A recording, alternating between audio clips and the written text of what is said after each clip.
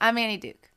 As you can see from our last lesson, when you have more players in the pot, you generally need a much stronger hand in order to win.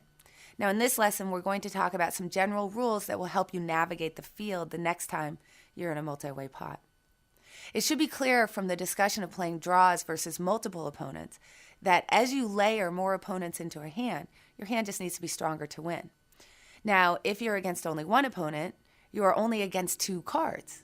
2 opponents, 4 cards. 3 opponents, 6 cards, and so on. This means that the value of your hand is going to go down the more opponents that you are adding into the hand.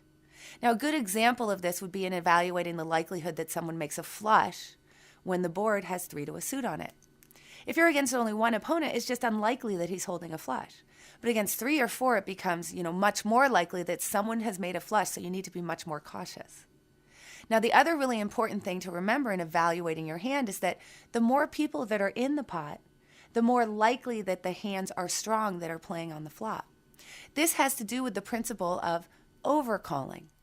When there is a board that has no draws on it, like say ace of spades, 9 of hearts, 3 of diamonds, and a player bets, that player might not have much.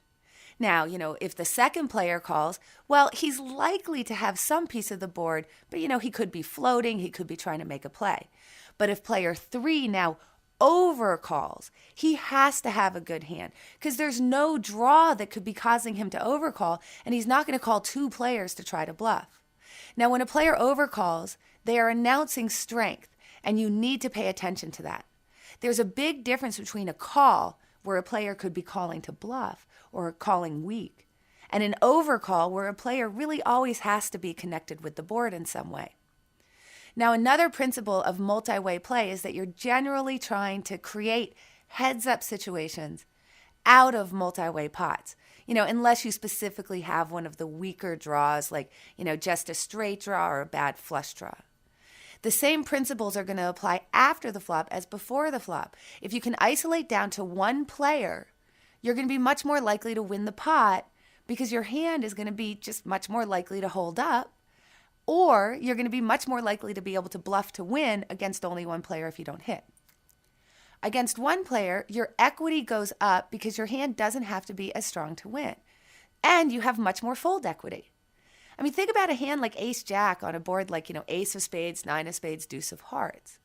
Against just one player, you're much more likely to not only have the best hand right on the flop, but also have the hand hold up until the river.